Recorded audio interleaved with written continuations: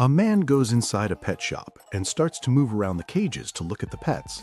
He sees a monkey with a price tag of $5,000. This makes him curious, as most other monkeys are $500 at most. He then goes to the merchant to ask for details. "Hey, mister, the monkey, what does it know to be worth that much money?" "That's our computer monkey. It knows Windows 7 and Windows 10, and also knows Word, C++, .NET, app programming, and last but not least, it knows how to fix computers if yours breaks."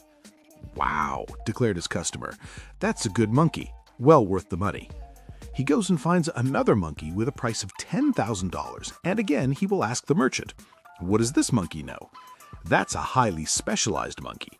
It knows 5 languages and can translate fluently between them."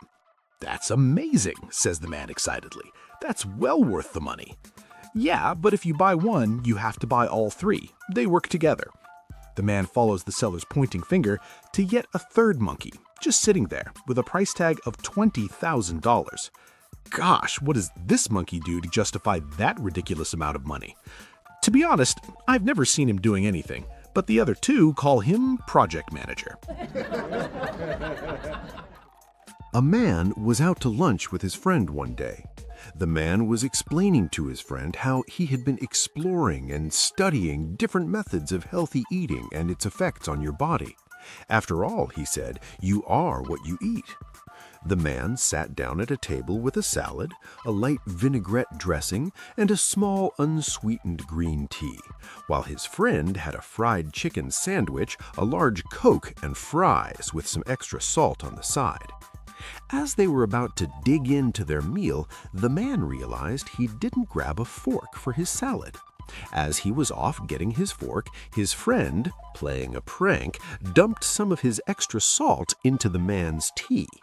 The man returned, sat, and took a sip of his tea, and gagged instantly, spitting the tea all over the table. Immediately furious, the man snapped, "What the hell did you do to my tea?" The friend answered the question with a question. "Didn't you say that you are what you eat?" The man's expression shifted from anger to disappointment. "If so, then this prank must have made you a little salty." A police officer came upon a terrible wreck where the driver and passengers had been killed. As he looked upon the wreckage, a little monkey came out of the brush and hopped around the crashed car. The officer looked down at the monkey and said, "I wish you could talk." The monkey looked up at the officer and shook his head up and down. "You can understand what I'm saying?" asked the officer. Again, the monkey shook his head up and down. "Well, did you see this?" "Yes," motioned the monkey. "What happened?" The monkey pretended to have a can in his hand and turned it up by his mouth. "They were drinking?" asked the officer. "Yes." "What else?" The monkey pinched his fingers together and held them to his mouth. "They were smoking marijuana?" "Yes." "Now wait, you're saying your owners were drinking and smoking marijuana before they wrecked?" "Yes."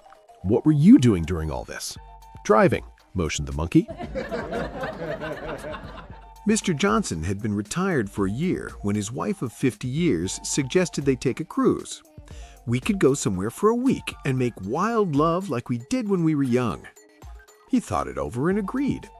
He put on his hat and went down to the pharmacy, where he bought a bottle of seasickness pills and a box of condoms. Upon returning home, his wife said, "I've been thinking, there's no reason we can't go for a month." So Mr. Johnson went back to the pharmacy and asked for 12 bottles of seasickness pills and a box of condoms. When he returned, his wife said, "You know, since the children are on their own, what's stopping us from cruising the world?" So back to the pharmacy Mr. Johnson went, and he brought 297 bottles of seasickness pills and the same amount of condoms up to the counter. The pharmacist finally had to ask, "You know, Mr. Johnson, you have been doing business with me for over 30 years. I certainly don't mean to pry into your marriage, but if it makes you that sick, why the heck do you do it?" A man escapes from prison where he has been for 15 years. He breaks into a house to look for money and guns and finds a young couple in bed. He orders the guy out of bed and ties him to a chair. While tying the girl to the bed, he gets on top of her, kisses her neck, then gets up and goes into the bathroom. While he's in there, the husband tells his wife, "Listen, this guy's an escaped convict. Look at his clothes. He probably spent lots of time in jail and hasn't seen a woman in years. I saw how he kissed your neck. If you want sex, don't resist, don't complain, and do whatever he tells you. Satisfy him no matter how much he nauseates you. This guy is probably very dangerous. If he gets angry, he'll kill us. Be strong, honey. I love you." To which his wife responds, "He wasn't kissing my neck. He was whispering in my ear. He told me he was gay, thought you were cute, and asked me if we had any Vaseline. I told him it was in the bathroom. Be strong, honey. I love you too." A priest and a nun are on a trip to a faraway monastery when their car breaks down in the middle of nowhere as a blizzard rages above them. They find a deserted cabin and take shelter. They find a sleeping bag, a bed, and a pile of blankets. The priest, being a gentleman, offers the nun the bed and takes the sleeping bag for himself. As they get tucked in for the night, the nun calls out, "Father, Father, I'm cold." So the priest gets up and puts another blanket on the nun. "Is that better, sister?" he asks. "Yes, Father, much better," she replies. So he gets back in his sleeping bag and starts to nod off when she again calls out with, "Father, Father, I'm still cold." So once again, the priest gets up and puts another blanket on her, ensuring she is tucked into the bed well. "Is that better, sister?" he asks. "Oh, yes, Father, that's much better," she says. So the priest gets himself back into the sleeping bag and this time is just starting to dream when he wakes up to her call of, "Father, Father, I'm just so cold." The priest thinks long about this and finally says, "Sister, we are in the middle of nowhere in a blizzard. No one but you, myself, and the Lord himself will ever know what happens here this night. How about, just for this night, we act as though we were married?"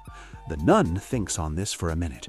She can't help but admit to herself she's been curious, and finally answers with a tentative, "Okay, Father, just for tonight, we will act as though we are married." "Wonderful," the father replies. "Now get up and get your own darn blanket, you great lazy lump."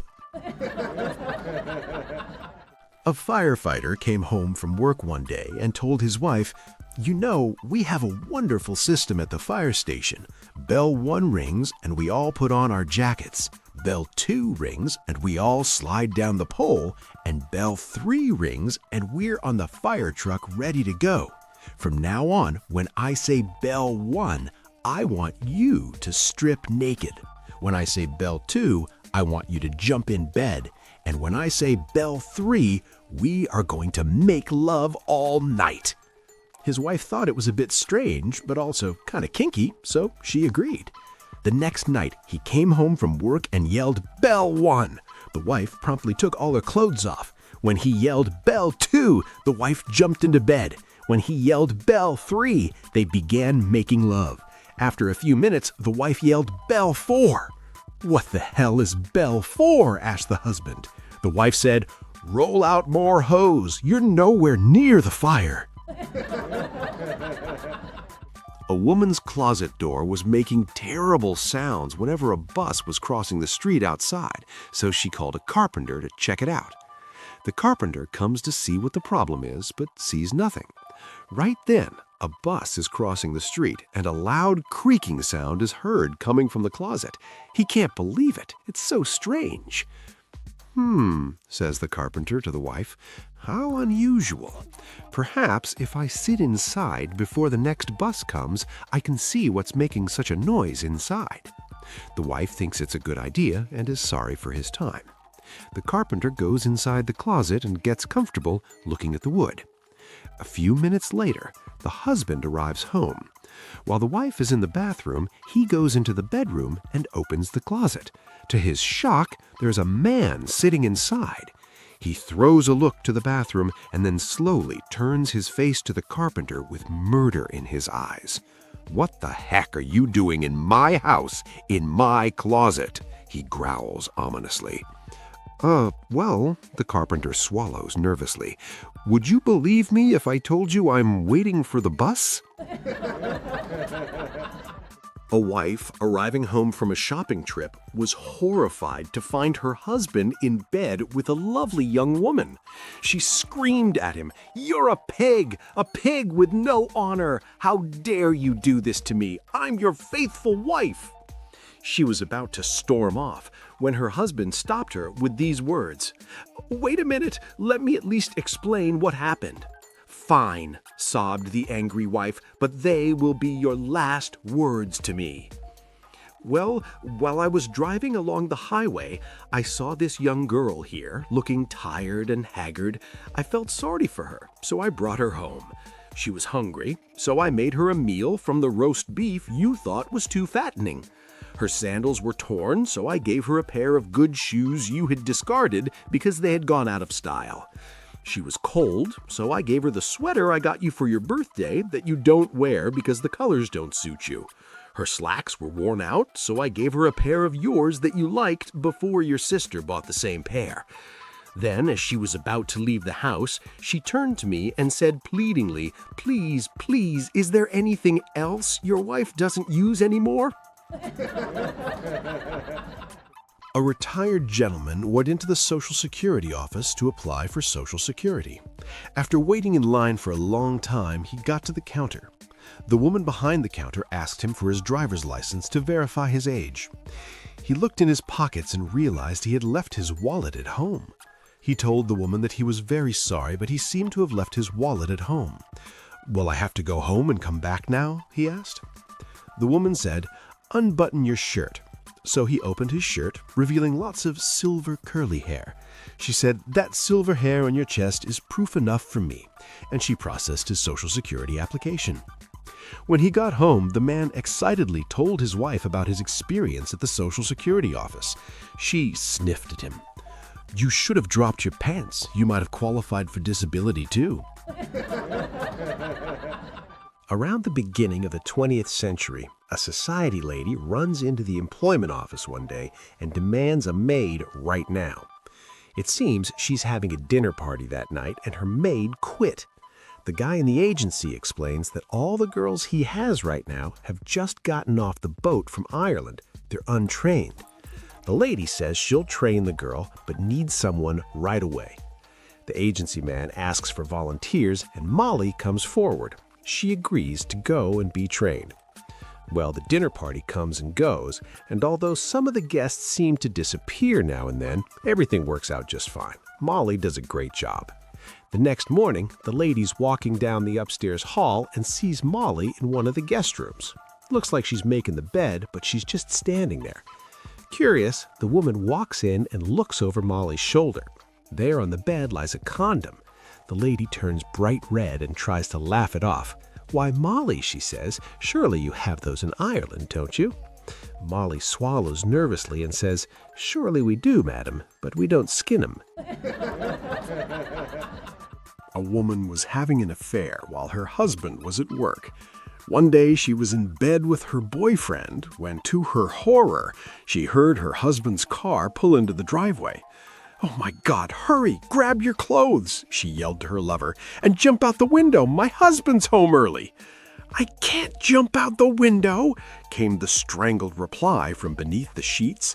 "It's raining out there."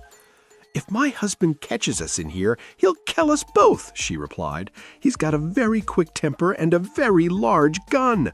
The rain is the least of your problems." So the boyfriend scoots out of bed, grabs his clothes, and jumps out the window. As he began running down the street in the pouring rain, he quickly discovered he had run right into the middle of the town's annual marathon. He continued running along beside the others, being naked with his clothes tucked under his arm. He tried to blend in as best he could, which wasn't very good at all. After a little while, a small group of runners who had been studying him with some curiosity jogged closer. "Do you always run in the nude?" one asked. "Oh yes," he replied, gasping in air. "It feels so wonderfully free having the air blow over all your skin while you're running." Another runner moved alongside. "Do you always run carrying your clothes under your arm?" "Oh yes," our friend answered breathlessly. "That way I can get dressed right at the end of the run and get in my car to go home." Then a third runner cast his eyes a little lower and queried, "Do you always wear a condom when you run?" "Only when it's raining." A high-powered attorney ended up in the hospital for a few days. And let's just say he was not the ideal patient. He barked orders, whined about everything, and treated the nurses like they worked for him personally. Most of the staff had just about had it with him, except the head nurse. She'd seen it all, and she wasn't about to take any nonsense. One morning, she marched into his room and said, "I need to take your temperature." He groaned, huffed, and puffed for 5 solid minutes, then finally opened his mouth like he was doing her a favor. "Oh no," the nurse said with a sweet smile. "This reading can't be done orally." More complaining, more whining, but finally, with a dramatic sigh, he rolled over and presented the royal backside. She inserted the thermometer and said, "Perfect. Now don't move. I'll be right back." Then she walked out and left the door wide open. People passed by. Some snickered. Others laughed out loud. The attorney stewed in silent humiliation. 20 minutes later, the doctor walked in, took one look, and blinked. "What on earth is going on here?" he asked. The attorney, red-faced and furious, snapped, "Well, haven't you ever seen someone getting their temperature taken?" The doctor paused, tilted his head, and said, "Sure, just never with a ballpoint pen." An old miser was close to dying. Due to his terrible cheapness, he had no friends nor family. Just before he died, he called his doctor, his lawyer, and a minister to come see him. They complied and gathered together around his bed. "I always heard you can't take it with you, but I am going to prove you can," he said. "I have $90,000 cash hidden underneath my mattress. It's in 3 envelopes of $30,000 each. I want each one of you to grab one envelope now, and just before they throw the dirt on my grave, you throw the envelopes in." Weeks later, the 3 attended the funeral, and, true to their word, each threw their envelope into the grave. On the way back from the cemetery, the minister said, "I don't feel so good about this. I am going to confess. I desperately needed $10,000 for a new church we are building, so I took out $10,000 and threw in only $20,000 in the grave." The doctor said, "I, too, must confess. I am building a clinic and took $20,000 and threw in only $10,000. He looked ashamed. The lawyer said, "Gentlemen, I'm surprised, shocked, and ashamed of both of you. I don't see how you could, in good conscience, hold on to that money. I threw in a personal check for the entire amount." A widowed Jewish woman in her mid-50s decided to visit the Tel Aviv beach for the first time since her husband's passing. She was still attractive and looked good in her bathing suit. She found a nice spot in the sun. Nearby, an attractive man around her age was lying on a towel reading a book. Curious, she leaned over and asked, "What are you reading?" Without looking up, he replied, "A book." Not deterred, she tried again. "My husband passed away a few months ago, and this is my first time back at the beach since then."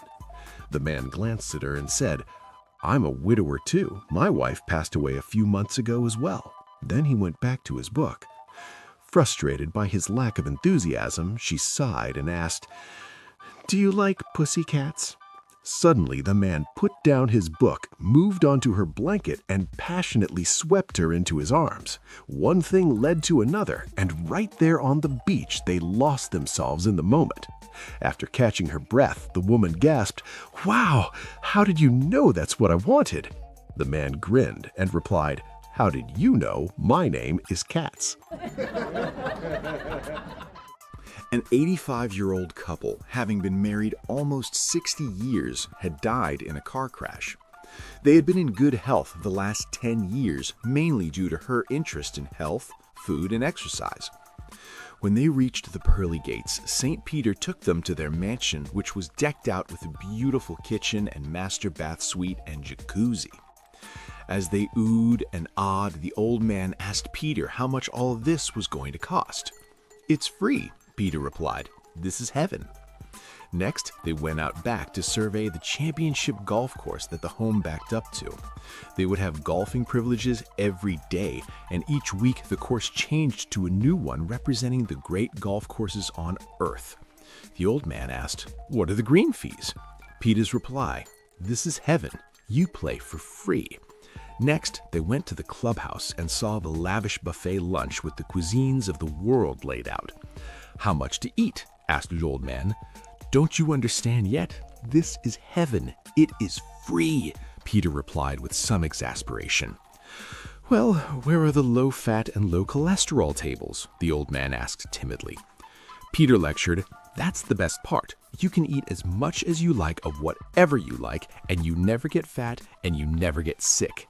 This is heaven." With that, the old man went into a fit of anger, throwing down his hat and stomping on it, shrieking wildly. Peter and his wife both tried to calm him down, asking him what was wrong. The old man looked at his wife and said, "This is all your fault. If it weren't for your blasted bran muffins, I could have been here 10 years ago." A man walks into Home Depot and tells one of the employees that he wants to buy an electric saw to cut down trees. The employee says, "I got just what you need. Look at this beauty. It can cut down 100 trees a day." The guy likes it, buys it, and goes home. The next week, the same guy comes back to Home Depot with an angry face and tells the employee, "This electric saw is terrible. I could only cut down 50 trees a day." The employee answers, "I'm sorry to hear that, sir. Look, we got an even better option. This new electric saw that can cut 200 trees a day." The man's face lights up.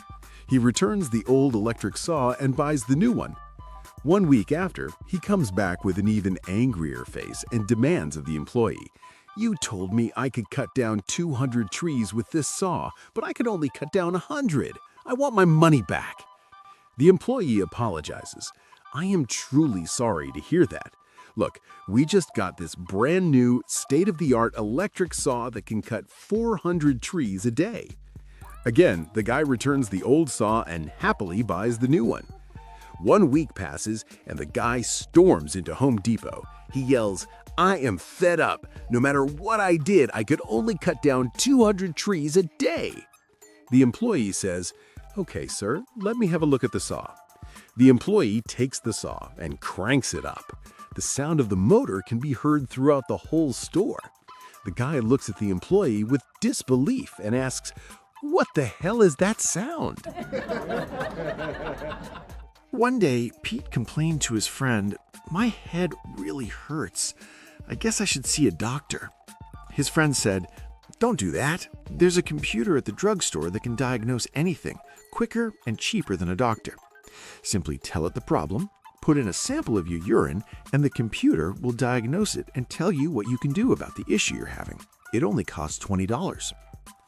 Pete figured he had nothing to lose, so he filled a jar with urine sample and went to the drugstore. Finding the computer, he poured in the sample and deposited the $20.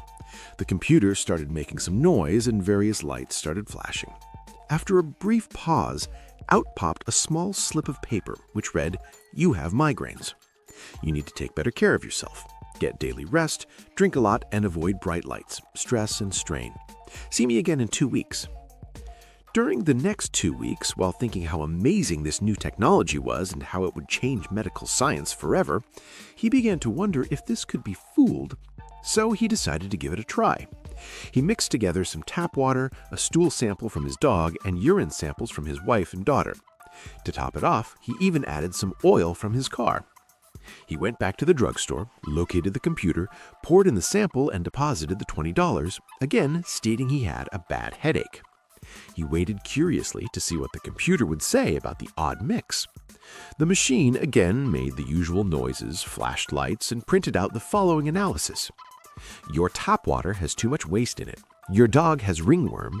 Your teenage daughter is pregnant. Your wife has had 5 different lovers in the past 6 months. Also, your car needs a new radiator. And you wonder why you have a headache? Ed and Carolyn met while on a singles cruise, and Ed fell head over heels for her. When they discovered they lived in the same city only a few miles apart, Ed was ecstatic. He immediately started asking her out when they got home. Within a couple of weeks, Ed had taken Carolyn to dance clubs, restaurants, concerts, movies, and museums. Ed became convinced that Carolyn was indeed his soulmate and true love. Every date seemed better than the last. On the one-month anniversary of their first dinner on the cruise ship, Ed took Carolyn to a fine restaurant. While having cocktails and waiting for their salad, Ed said, "I guess you can tell I'm very much in love with you. I'd like a little serious talk before our relationship continues to the next stage. So before I get a box out of my jacket and ask you a life-changing question, it's only fair to warn you. I'm a total golf nut. I play golf, I read about golf, and I watch golf on TV. In short, I eat, sleep, and breathe golf. If that's going to be a problem for us, you'd better say so now." Carolyn took a deep breath and responded, "Ed, that certainly won't be a problem. I love you as you are, and I love golf too. But since we're being totally honest with each other, you need to know that for the last 5 years, I've been a hooker." "That's all right," Ed said. "I bet it's because you're not keeping your wrists straight when you hit the ball." A couple was golfing one day on a very exclusive golf course lined with million-dollar houses. On the third tee, the husband said, "Honey, be very careful when you drive the ball. Don't knock out any windows. It'll cost us a fortune to fix." The wife teed up, and it was a very powerful shot, taking it right through the window of the biggest house on the course with a crash. The husband cringed and said, "I told you to watch out for the houses."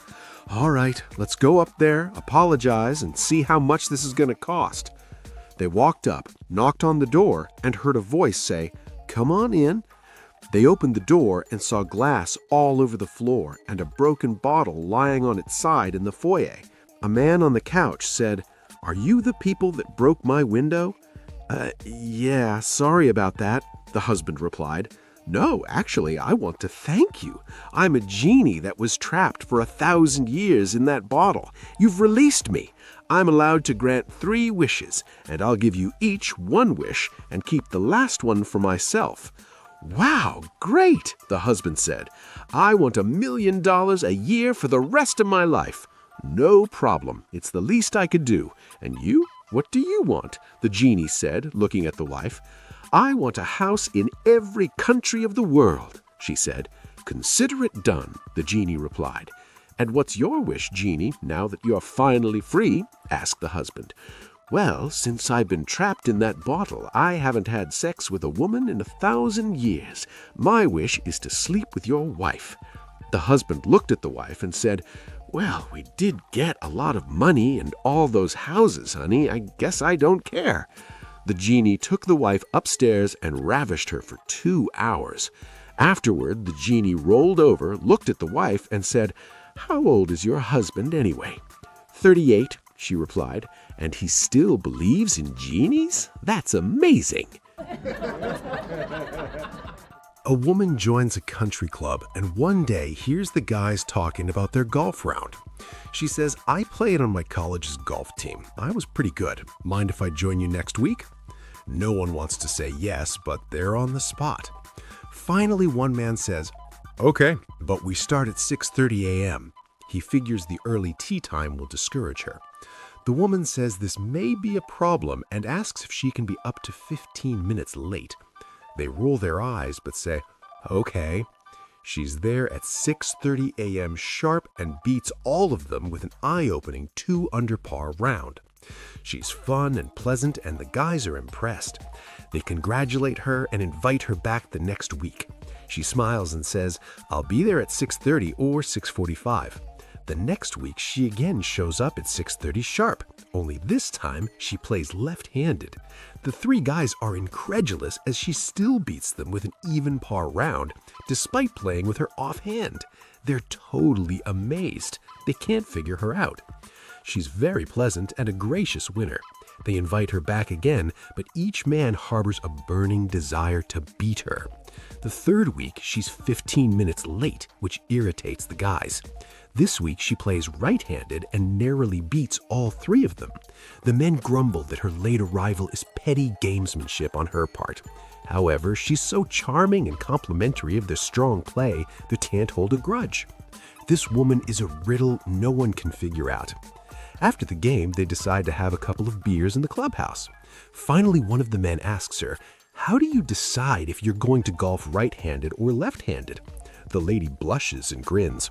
"Well, I'm ambidextrous," she replies. "I like to switch back and forth.